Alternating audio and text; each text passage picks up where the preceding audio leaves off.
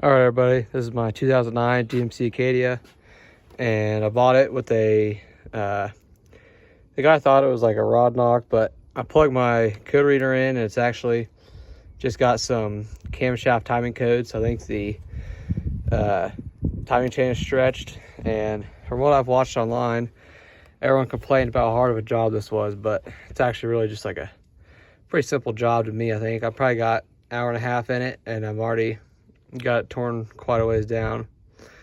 So first thing you're gonna want to do, you'll take the intake off, which you'll take this boot off coming from the air box, and there's gonna be a couple of hoses, air hoses attached to it, and then one wiring harness bolted to it. And then you take the 6 bolts out in the middle of the intake, lift the intake out, boom, that's easy enough. Then the reason I have this fuse box lifted up because while I was tearing it apart, I noticed that the top, I think it's just a torque mount, the rubber was completely broken in it, so I'm gonna get a new one of those. And then over here on this side, I just started taking stuff apart. Oh, one thing I forgot to mention, drain the coolant first. Just take the lower radiator hose off, drain the coolant out of it.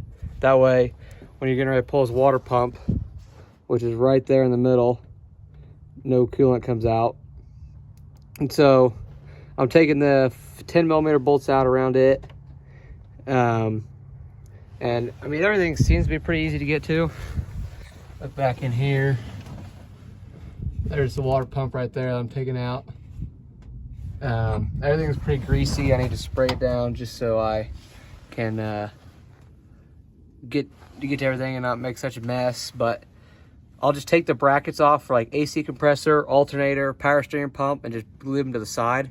And then pull the front cover off, put a new timing chain on, front cover back on, and then just reassemble everything.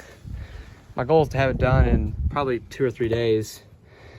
Maybe like 15, 20 hours of working on it. I'm by no means a professional, but we'll see what else we run across. Okay, here's another tip. It's on the alternator. There's 2 bolts, 15mm, and then studs. The studs are screwed into the front cover, and so you have to take those studs out. It's just a 7mm hex to take the studs out, and then you'll take this idler gear or idler pulley off, and then the last alternator bolts behind it. And then down here, the power steering pump, there is 1 bolt right here that goes there. And there's another 15 on the back side. They had to get underneath the car and put a bunch of extensions and a wobble together with an impact and get it out. But it's only those 2 bolts holding the power steering pump on, and then you can just set it off to the side. Same way with what I'm going to do with the alternator, just lean it off to the side. And I was looking, these AC compressor bracket bolts do not need to come off, so the AC compressor can stay on the engine when I pull the front cover off. So all I've got left here is the dampener,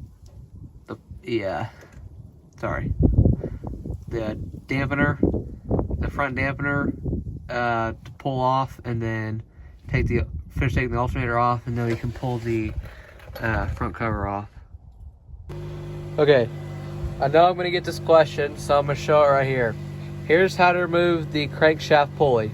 Now, this is why I buy Harbor Freight tools, because you see right here, I had to modify this other end because it keeps hitting the frame.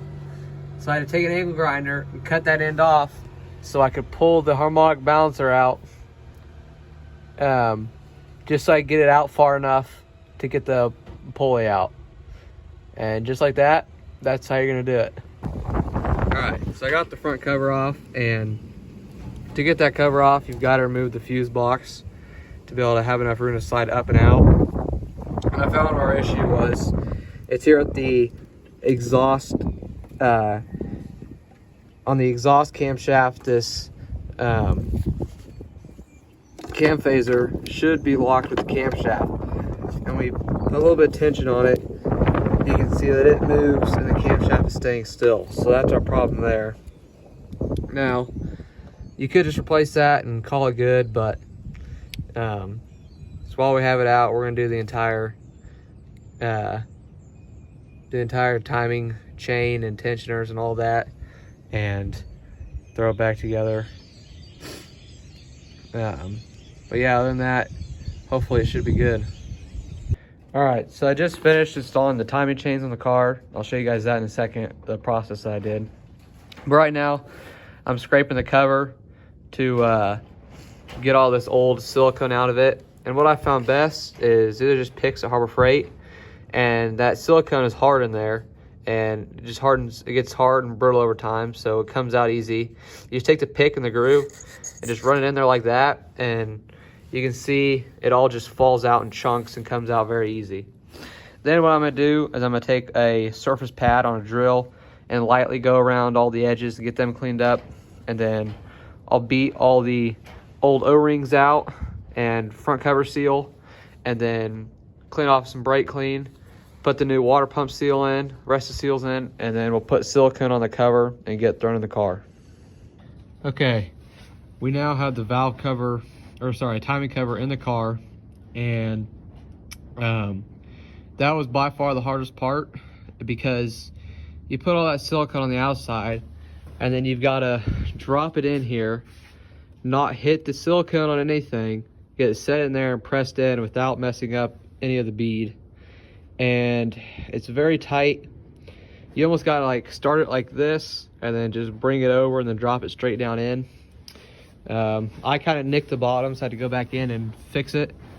But the way you do the timing, I bought a Haynes manual book for like 14 bucks online, and that's what I followed. I mean, I know there's YouTube videos, but I prefer to do it that way. First thing you do is go down to your crank and set the mark on the crankshaft gear at the 5 o'clock position on the oil pump. Then you come to this, they call this, they consider it the left side. You put your chain on, you put these silver links or the highlight colored link on the L marks on these cams gears, and then you put those, they should be 12 links apart. Then you go down and put the bottom mark on the idler gear. You put it where it's through the big hole on the idler gear. Now this one's timed. Then you time the main one, the main crankshaft gear.